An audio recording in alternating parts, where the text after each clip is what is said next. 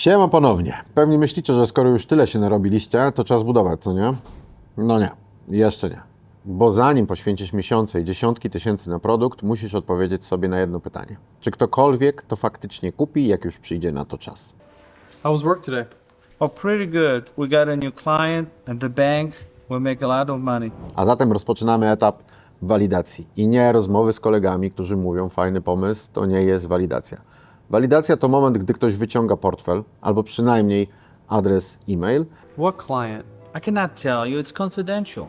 Oh, come on, why not? No, I can't. Anyway, how is your sex life?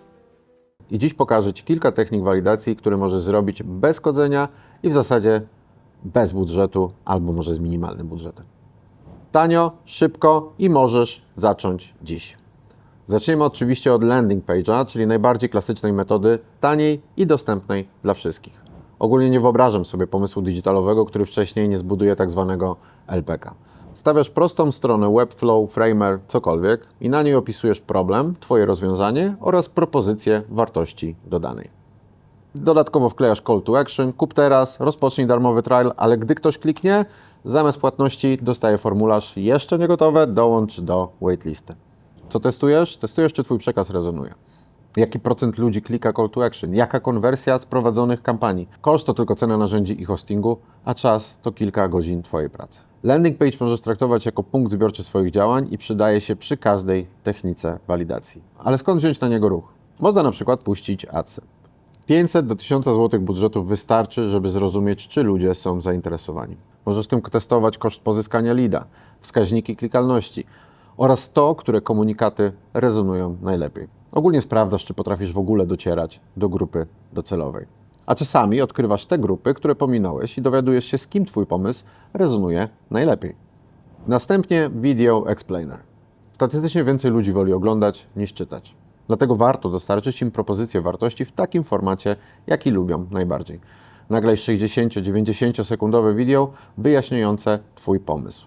Możesz zrobić prostą animację w Canwie albo nagrać się tak jak ja do kamery. Nie musi być pięknie, ale też nie może wyglądać jak nagrywane kalkulatorem. Jednak przede wszystkim musi być zrozumiałe. Hope. Be optimist. You don't want to be good. You want to be great. Wrzuć na YouTube, LinkedIn, Instagram, któryś z kanałów, na którym masz największe zasięgi organicznie i zobacz reakcję.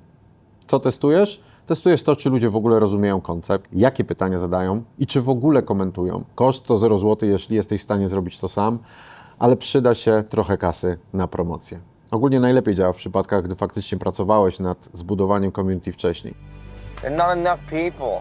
Niemniej, dobre wideo przyda się w wielu okolicznościach. Dalej mamy kampanie mailowe lub wiadomości. Masz bazę kontaktów, newslettera, siatkę kontaktów na LinkedInie? Użyj ich.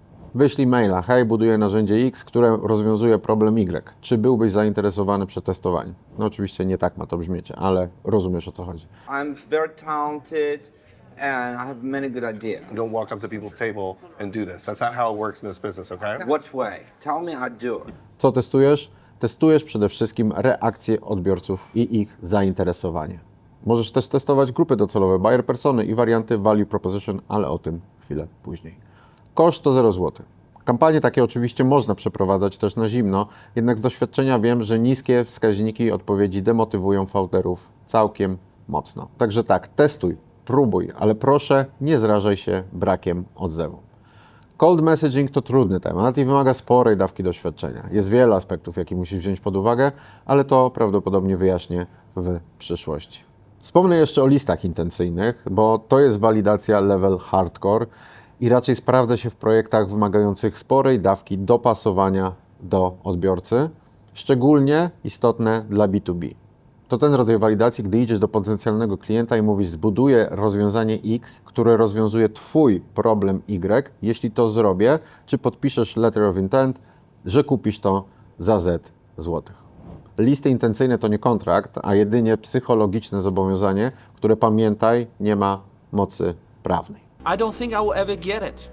They betrayed me, they didn't keep their promise, they tricked me and I don't care anymore.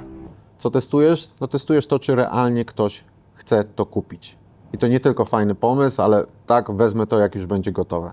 Możesz testować też wrażliwość cenową. Koszt to 0 zł, tylko Twój czas na spotkanie. We don't rent, we buy. Listy intencyjne są fajnym narzędziem, ale muszą być testowane z osobami bezpośrednio odpowiedzialnymi za decyzję zakupową. Tylko wtedy mają realną wartość poznawczą. He has no right. I am not giving him a penny. Who does he think he is? Możemy też podejść do tematu oldschoolowo, czyli broszury, ulotki itd., itd. Tak staromodnie, ale działa. Szczególnie jeśli Twoi klienci są offline. Wydrukuj prostą ulotkę opisującą Twój produkt, rozdaj na evencie, targach na siłowni, wszędzie tam, gdzie są Twoi klienci. Opisz swój pomysł i czekaj na feedback, nie zapominając o dodaniu tak zwanych okruszków, które mogą doprowadzić na Twój LPEC. Co testujesz? Naturalne reakcje na żywo oraz to, czy ludzie pytają o więcej i o co konkretnie pytają. I to są najbardziej wartościowe elementy tej drogi. Kolejna możliwość konwersacji face to face z potencjalnymi odbiorcami. Jeśli masz odrobinę sprzedażowego skilla, jesteś w stanie powoli rysować sobie profil psychograficzny idealnego klienta. Koszt to po raz kolejny koszt Twojego czasu oraz wydruk. Na koniec crowdfunding. Kickstarter, Indiegogo i wszystkie inne tego typu platformy. Ludzie płacą, zanim zbudujesz. I to jest bardzo solidny sposób walidacji i chyba najbardziej wartościowy, ale też trochę jak mistyczny dzbanek złota na końcu tęczy. Ten element wymagałby osobnego odcinka, jeśli nie całej serii, zatem jedynie o nim wspomnę, a wy dajcie znać, czy opisać go dokładniej. It seems to me like you're an expert, Mark. Podsumowanie. Wszystkie te metody łączy jedno. Możesz je zrobić bez pisania kodu, bez wynajmowania dewelopera, bez miesięcy pracy. To są szybkie, tanie eksperymenty, które odpowiadają na jedno pytanie. Czy jest popyt? Nie czy da się to zbudować, to przyjdzie później, ale czy ktoś tego chce? Bo najgorsze, co możesz zrobić, to spędzić pół roku budując coś, czego nikt nie potrzebuje. This is not necessary. No, very necessary. I need to show my ass to sell this movie. But that's not true. Ale to nie jest gwarancja sukcesu, tylko przysłowiowe zrobiłem to tak jak należy, nie mam sobie nic do zarzucenia. Więc zanim zaczniesz kodować, waliduj. Piona!